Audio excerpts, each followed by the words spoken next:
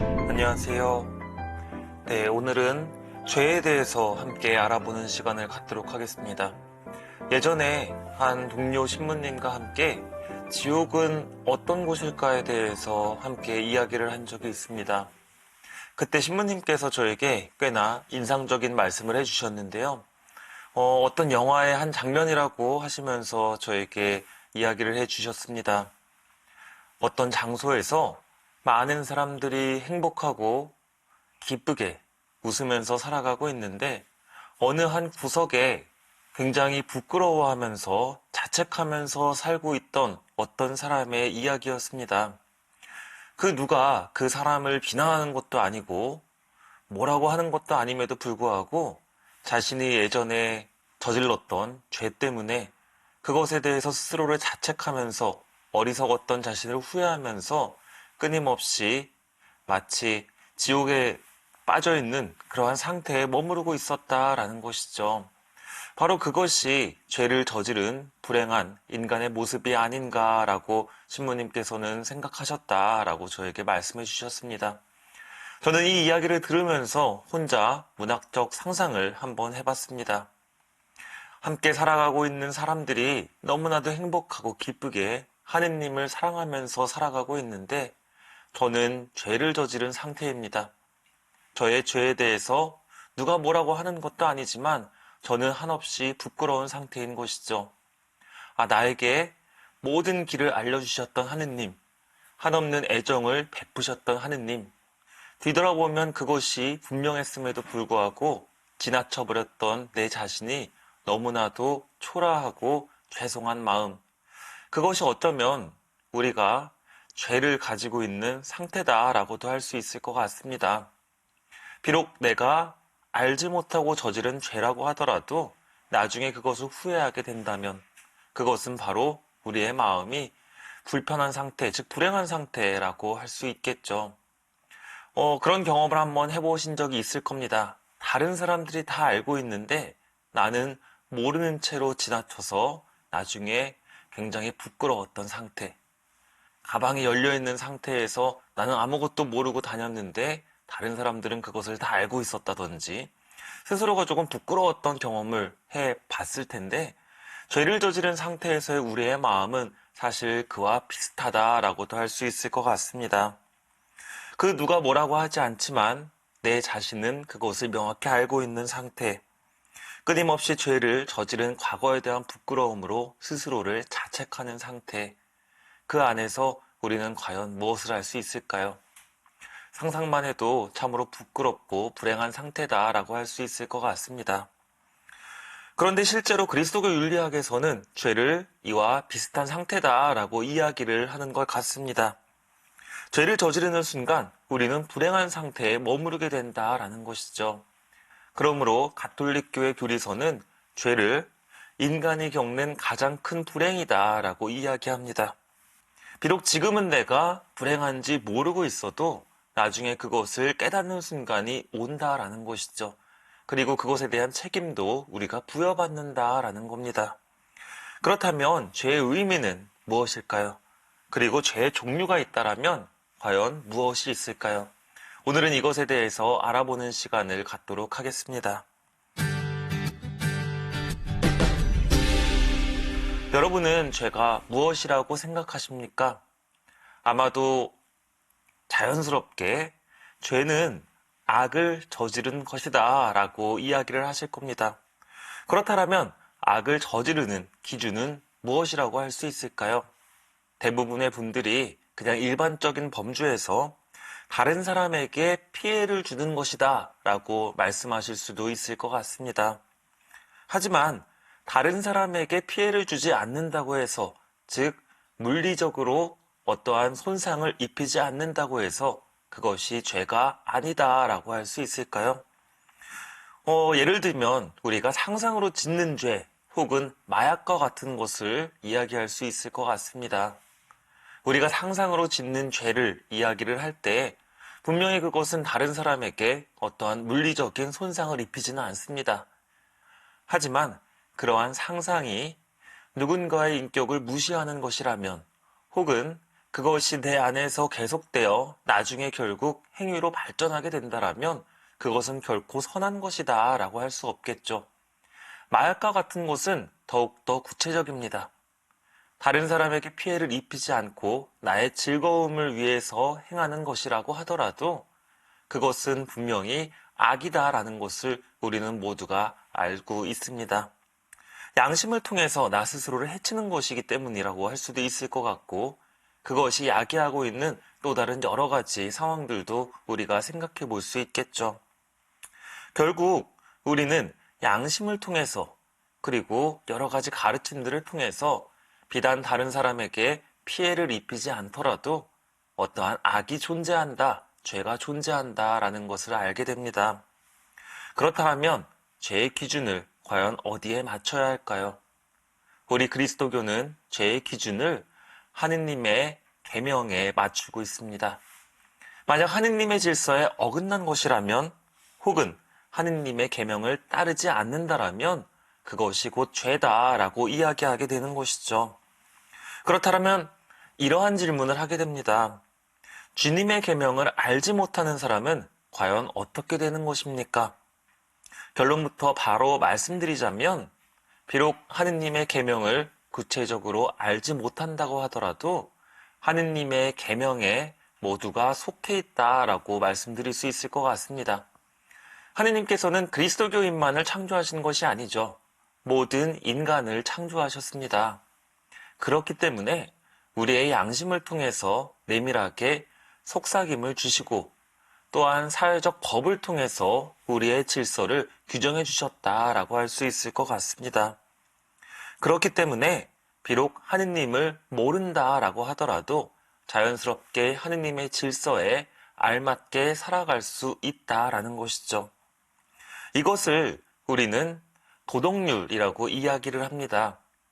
하느님의 질서를 바탕으로 세워져 있는 이 도덕률은 어느 시간과 장소, 특정한 사람에게만 머무르는 것이 아니라 보편적으로 우리에게 주어져 있는 법적 질서다라고 할 수 있습니다. 이 도덕률은 어떠한 시대에도 변하지 않고 우리에게 일종의 질서를 요구합니다. 그리고 또한 자연법을 기초로 하고 있다라고도 할 수 있을 것 같은데요. 이 자연법은 인간이 이성으로 알 수 있는 모든 사물의 질서를 이야기합니다. 그리고 사회가 성립되기 전부터 존재하는 언제 어디서나 유효한 법이라고 할 수 있죠.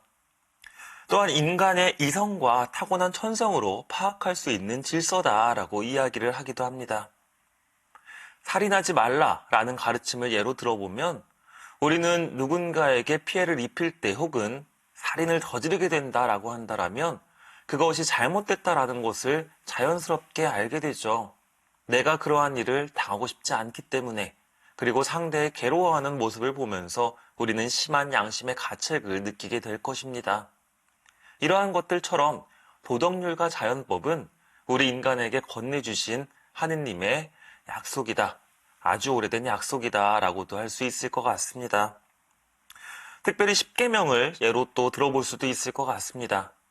나는 그리스도인이 아니기 때문에 이 십계명에 해당되는 것을 하지 않아도 됩니다 라고 누군가가 이야기할 수 없다는 것이죠. 특별히 이웃사랑과 관련된 계명들을 보면 부모님께 효도하여라, 사람을 죽이지 마라, 간음하지 마라, 도둑질을 하지 마라, 거짓 증언을 하지 마라, 남의 아내를 탐내지 마라, 남의 재물을 탐내지 마라. 그 누구도 나는 그리스도인이 아니기 때문에 이것을 지키지 않겠습니다 라고 할 수 없습니다. 그리고 나는 그리스도인이 아니기 때문에 이에 대한 어떠한 사회적 처벌도 받지 않겠습니다 라고 할 수 없다는 것이죠. 이러한 것들처럼 우리는 사회적 질서를 통해 혹은 사회적 양심을 통해서 무엇이 하느님의 질서인지 자연스럽게 알고 있다라고 할 수 있습니다. 결국 하느님께서는 이러한 계명들이라든지 보편적인 법들을 통해서 우리 인간을 구원의 길, 행복의 길로 이끄신다라고 할 수 있습니다. 그렇다면 또 다른 질문을 할 수도 있을 것 같습니다. 사회적 질서를 통해 혹은 양심의 움직임을 통해서 하느님의 질서를 알 수 있다면 굳이 종교적 가르침을 따를 이유가 있습니까? 혹은 꼭 성당에 나갈 필요가 있습니까? 라고도 질문할 수 있을 것 같습니다. 이에 대해서 우리는 구체적인 그리스도교의 가르침이 아니라면, 그리고 이것을 지속해서 상기하지 않으면 하느님께 향하는 것이 불가능하다라고 이야기합니다. 왜냐하면 진리, 하느님의 계명을 끊임없이 따르려 노력하고 스스로 반성하지 않는다면 인간의 양심은 어두워지기 때문입니다. 또한 사회적인 법은 하느님의 계명을 기본적으로 바탕으로 하지만 인간의 어떠한 문화라든지 사고 체계에 의해서 소위 말해서 오염될 가능성도 존재하기 때문입니다. 그리고 특정인의 이익을 위해서 사회적인 법은 얼마든지 남용될 수도 있다는 사실을 우리는 잘 알고 있죠. 결국 하느님의 계명은 변하지 않는 채로 남아있지 않고 인간에 의해서 변질될 우려가 있다라는 겁니다.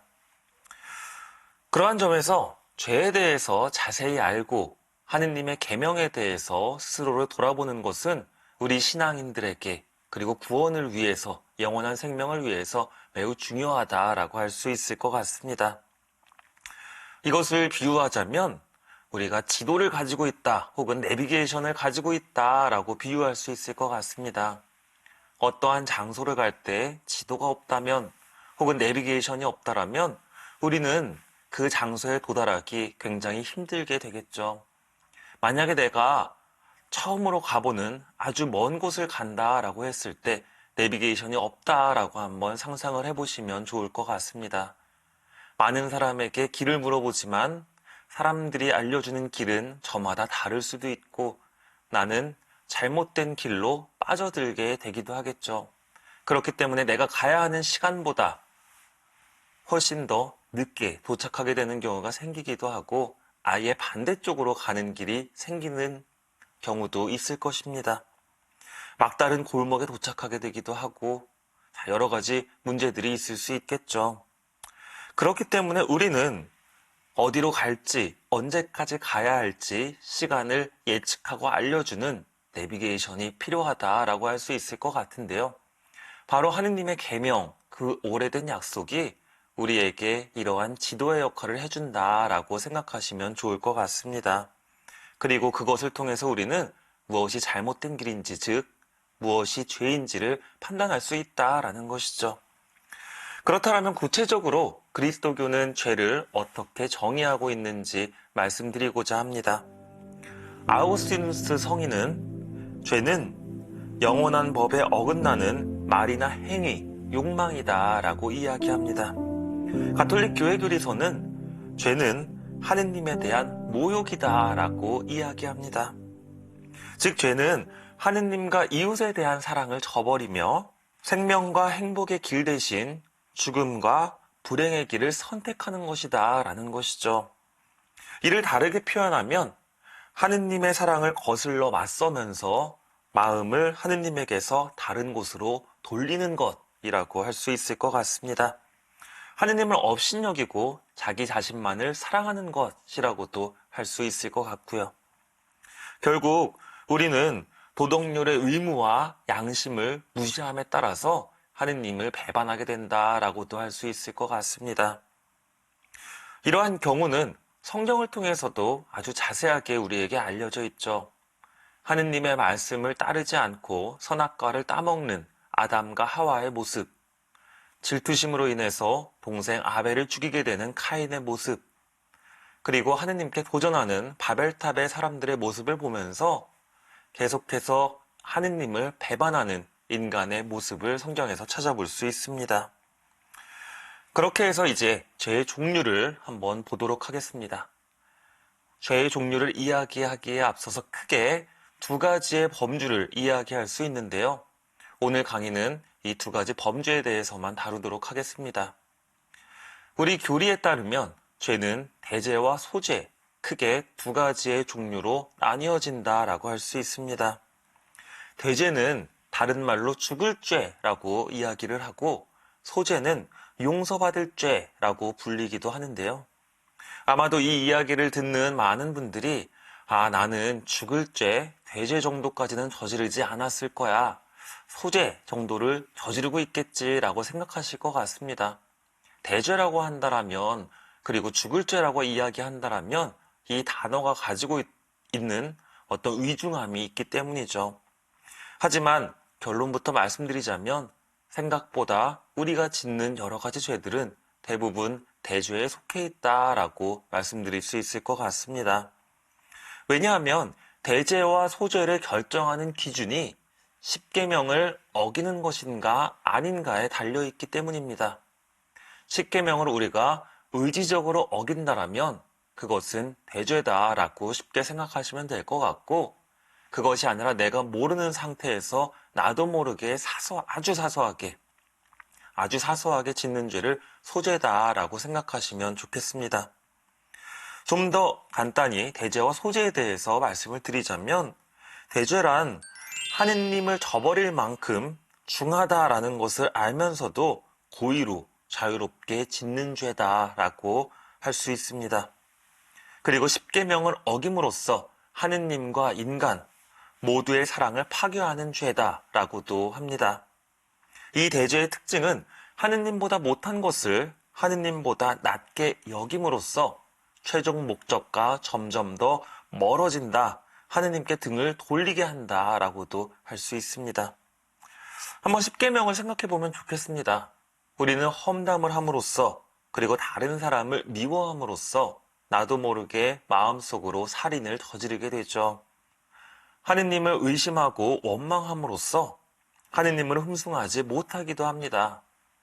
내가 누군가를 미워하고 험담하는 것이 분명히 잘못이라는 것을 알고 복음 말씀에서도 그것을 하지 말라라고 이야기하지만 우리는 그것이 잘못됐다라는 것을 알면서도 저지르는 경우가 아주 흔합니다. 우리가 대죄를 저지르는 대표적인 경우다라고 이야기할 수 있죠. 그렇다면 소죄, 용서받을 죄 정도는 무엇입니까? 라고 아마 많은 분들이 궁금해 하실 텐데, 소죄는 사랑을 어기고 해치기는 하지만 사랑을 사라지게는 하지 않는 죄라고 할 수 있습니다.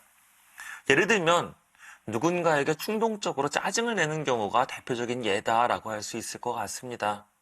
자녀를 훈육하는데 내 자녀가 잘 됐으면 하는 마음에 어떤 것을 지도하다가 조금 과도하게 짜증을 내는 경우가 있죠.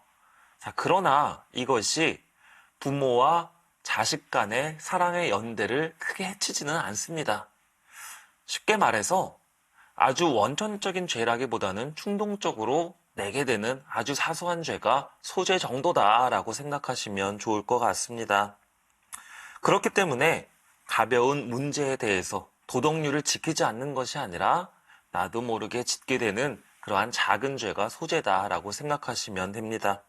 대죄의 정의를 다시 한번 말씀드리자면 중대한 문제를 대상으로 하고, 즉 십계명을 대상으로 하고 완전히 내 행동이 죄임을 인식하면서 고의로 죄를 저지를 경우 대죄입니다. 여기서 또한 중요한 것은 고의가 아닌 무지로 십계명을 어기게 되는 경우가 있죠.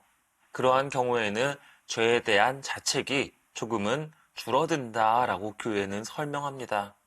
하지만 아무리 그렇다고 하더라도 우리는 양심을 가지고 있고 사회적 질서를 지키면서 살아가기 때문에 아주 완전히 무지하다라고는 할 수 없다라는 것. 결국 우리는 겸손하게 나의 죄를 인정하고 내 죄가 대부분이 대죄에 속해 있음을 인정해야 한다라고 교회는 가르치고 있습니다. 자, 결국 우리는 하느님을 알면서도 그것을 어기게 되는 경우가 종종 생긴다라고 할 수 있는데, 그것은 인간의 나약함 때문이다라고 이야기할 수 있고 선천적 본성 때문이다라고도 할 수 있을 것 같습니다. 그리고 소재에 관련해서도 조금 더 보충 설명을 드려야 할 것 같은데, 소재를 우리가 작은 죄라고 해서 무시하고 방치한다라면 그것이 모이고 모여 결국에는 죄가 된다, 대죄가 된다라고 이야기하기도 합니다. 그래서 가톨릭교회 교리서는 다음과 같이 이야기합니다. 죄는 죄로 이끌며 같은 행위를 되풀이함으로써 악습을 낳는다. 그 결과 타락한 경향들이 생겨나 양심을 흐리게 하고 선과 악에 대한 구체적인 판단을 그르치게 한다. 이처럼 죄는 번식하고 더 강력해지는 경향이 있다. 그렇게 해서 이것을 악의 전염성이라고 우리는 이야기하기도 합니다. 그리고 꼭 내 개인의 죄만이 아니라 사회적인 죄에 대해서도 우리에게는 책임이 있다라고 이야기를 하기도 하는데요. 즉 누군가에게 죄를 명령하거나 다른 사람의 죄를 칭찬하거나 승인하는 경우가 있죠. 내 마음속에 저 사람이 조금 마음에 안 들었는데 누군가가 그 사람에 대해서 나쁜 평을 하자 거기에 동조하게 되는 경우가 생기기도 하고, 내가 누군가에게 저 사람을 흉봄으로써 그 사람 마음속에 내가 악을 불러일으키게 되는 경우도 있다라는 겁니다. 그리고 누군가가 죄를 저지르고 있음을 알매도 불구하고 그에게 말하지 않거나 그 사람이 저지르는 죄를 막을 의무가 있는데도 그것을 행하지 않는 경우, 우리는 그것을 죄에 협력한다라고 이야기합니다. 자, 결국 이러한 죄는 하느님의 선하심에 반대되는 사회적인 죄를 유발한다라고도 할 수 있을 것 같은데요. 바로 이것이 우리 교회가 끊임없이 이 사회 안에서 운동을 펼치고 있는 이유이기도 합니다. 대표적으로 낙태죄 혹은 사형제도 폐지가 그 경우라고 볼 수 있습니다. 낙태와 사형제도 모두 살인하지 말라라는 하느님의 계명을 기초로 하고 있죠. 그런데 이것이 살인과 관련된 것이라는 것을 인지하지 못하는 일반적인 비그리스도교인들의 경우 사회적인 법률을 통해서 낙태죄가 허용이 됐을 때 자기도 모르게 살인을 저지를 수 있다라는 겁니다. 우리는 그것을 알고 있기 때문에 그것을 예방하기 위해서, 그리고 하느님의 질서를 세상에 마련하기 위해서 계속해서 그와 관련된 운동을 하게 되는 것이죠. 결국 사회적인 법이 인간의 오류에 의해서 오염되지 않도록 그러한 운동을 펼치는 것이다 라고 할 수 있을 것 같습니다. 인간을 가장 큰 불행으로 이끄는 것이 죄이다. 그리고 대죄는 아주 중대한 죄, 즉 십계명을 어기는 죄다라고 오늘 말씀을 드렸습니다. 아마 많은 분들이 생각보다 내가 많은 대죄를 저지르고 있다라는 것에 대해서 조금 놀라시지 않았을까라는 생각이 드는데요. 다행히 너무 걱정하지는 않으셔도 됩니다. 교회는 이 대죄를 용서받지 못할 죄라고 이야기하지는 않기 때문이죠. 결국 우리에게는 이 대죄를 용서해 주시는 하느님이 계십니다. 단 이것에는 몇 가지 조건이 필요한데 바로 회개와 본인의 고백이다라고 할 수 있습니다. 결국 고해성사의 은총이 이 대죄를 우리로부터 없애줄 수 있다라는 것이죠. 다음 강의에서는 오늘 다뤘던 죄의 종류를 좀 더 자세히 살펴보고 또 고해성사의 은총이 무엇인지에 대해서도 살펴보도록 하겠습니다. 그리고 앞으로 남은 시간 동안 나의 죄는 또 무엇이 있는지 한번 스스로 돌아보는 시간이 되셨으면 좋겠습니다. 감사합니다.